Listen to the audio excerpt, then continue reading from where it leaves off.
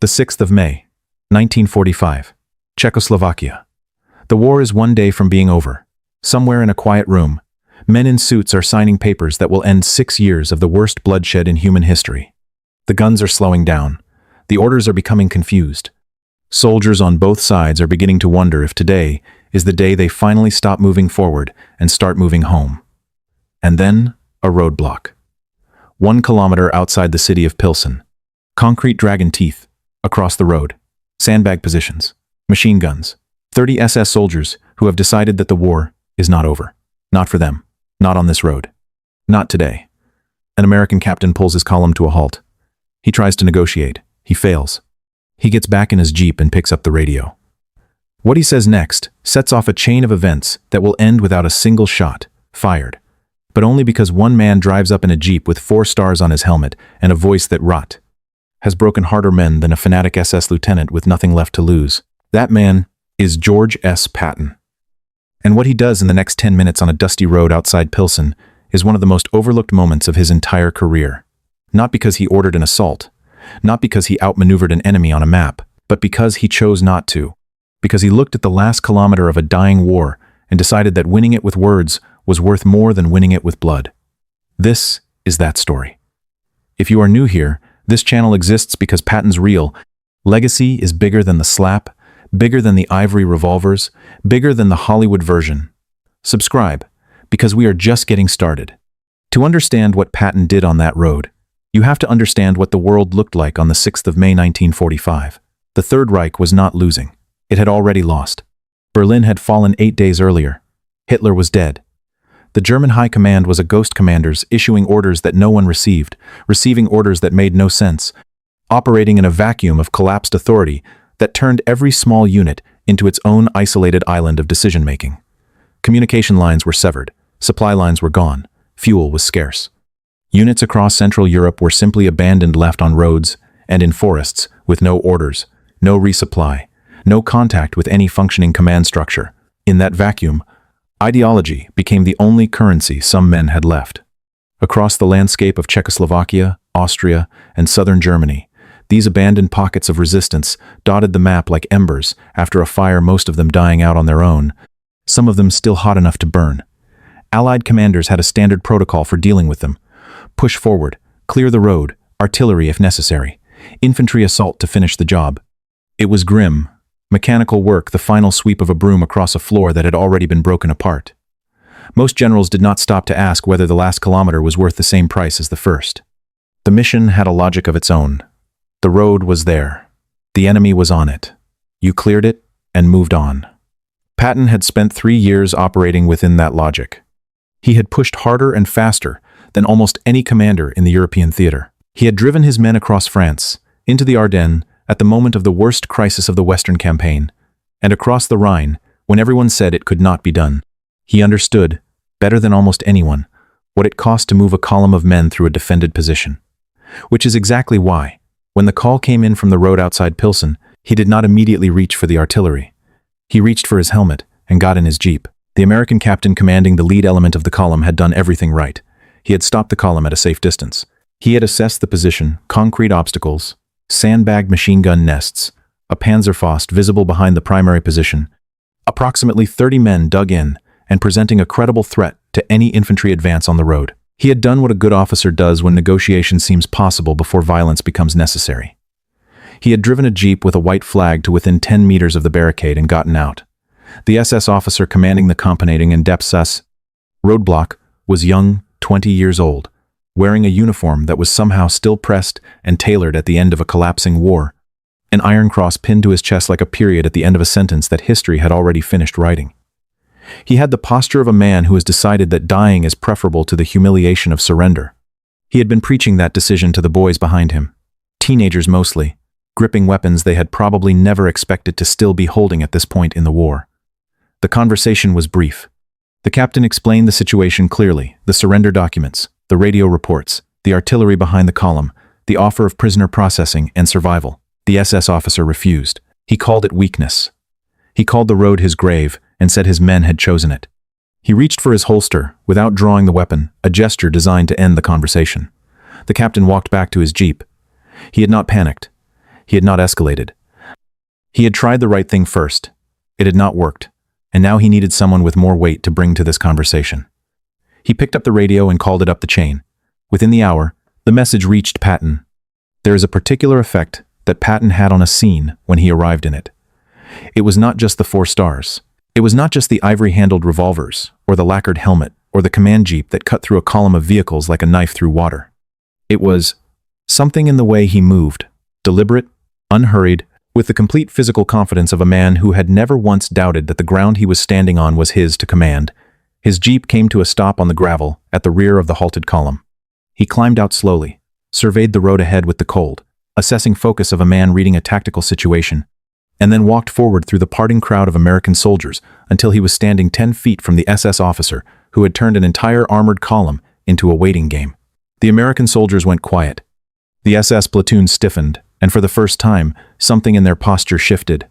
Not much, but enough. Because there is a difference between facing a captain with a white flag and facing a general with 4 stars and 3 years of victories behind him, and some part of even the most committed fanatic recognizes that difference instinctively. Patton looked at the young lieutenant for a long moment before he spoke. "Is this your barricade?" Von Richter straightened, said it was his defensive position. Patton nodded slowly, the way a man nods when he already knows the answer to the question he just asked and is simply giving the other person a moment to hear themselves. He pulled off his gloves, finger by finger, and dropped them on the hood of the jeep. Then he looked at the boys behind the barricade, really looked at them before turning his eyes back to the lieutenant. "Do you realize," Patton said, his voice dropping to the low, graveled register that required everyone nearby to stop breathing to hear it, that in a few hours, the war you are fighting will be nothing but ink on a piece of paper? What Patton said next was not a threat. Not exactly. It was something more precise than a threat. A surgical dismantling of every justification the young officer had left. He started with the oath. Von Richter had invoked it, said he was bound by what he had sworn to his nation. Patton let that sit for exactly 1 second before he responded. "Your oath," he said, "was to a government that has abandoned you, to a capital city that has already fallen, to an ideology that is turning to dust while you stand on this road. You are not protecting a nation. Your nation is gone. What you are doing right now is using the lives of those boys behind you to avoid admitting something you already know is true." He paused, looked at the iron cross on the lieutenant's chest. "You think that cross means something. You think standing on this road makes you a soldier of honor. But a soldier without a cause is not a soldier. He is a man with a weapon and nowhere to point it. And a leader who wastes his men's lives for his own vanity is not brave. He is a coward wearing the costume of courage." The SS officer's hand moved toward his holster. Patton did not flinch, did not step back, did not change his expression by a single degree. He simply continued. "My captain came to you with a white flag. He drove up to your machine guns alone and offered you a way out of this, not because he was weak, but because he understood something that you apparently do not. That the men behind you are not abstractions. They are people. They have families. They have homes that still exist somewhere in what is left of your country. And sending them to die on a road that will be irrelevant by sunrise tomorrow is not a military decision. It is a personal one. It is you choosing your own story over their lives." Another pause. "Longer this time. You have one choice. You surrender your weapons now, you march your men to the processing point, and you hope that the men who write the history of this war remember that you made the right decision at the last possible moment. Or you stand here and find out what my artillery does to a sandbag position in 5 minutes. He looked at his watch. "You have 10 seconds. The silence on that road was the kind that has weight. Von Richter stood completely still. His hand was near the holster, but not on it. His eyes moved to Patton, to the American column behind him, to the boys dug in behind the sandbags, to the road, to the sky. Back to Patton. Everything he had built his identity around for 20 years was on one side of a scale. On the other side was the reality of what he was looking at. A general who had never lost. A column of men and machines that would go through his position like it was made of paper. And the faces of teenagers who had followed him here, because he had told them this was worth dying for. At some point, in those 10 seconds, the scale tipped. His shoulders came down. He turned to his men and signaled a single motion, almost defeated in its simplicity. Weapons down. The SS platoon moved to the side of the road. Rifles, machine guns, the Panzerfaust, all of it piled in an unorganized heap in the ditch. 30 men who had been willing to die for a kilometer of asphalt were now standing in a line, watching in silence. Patton did not say anything else to Von Richter. He turned to the recovery vehicle at the rear of the column and made a single, sharp gesture. The engine roared. The steel chain went taut. The concrete dragon teeth groaned against the road and then scraped sideways into the ditch in a sound like the last punctuation mark of the war in this corner of Europe. The column moved forward. Eyes front, into Pilsen. Patton never mentioned the incident in his public journals or official briefings. He filed the after-action report, tucked it into a leather folio in his private desk, and moved on. He was not a man who dwelled on the moments that did not involve combat, and in his own accounting, this had not involved combat. It had involved a decision, a calculation, an understanding that the value of a kilometer changes depending on what you spend to take it. In a private letter, written sometime after, he noted with characteristic brevity that the most difficult battles are those where you must decide whether to save a man or to win a point. That sentence is the key to understanding what happened outside Pilsen. For 3 years, Patton had been the general who pushed hardest and fastest, who accepted casualties as the price of momentum, who believed, genuinely, that speed and aggression saved more lives in the long run than caution.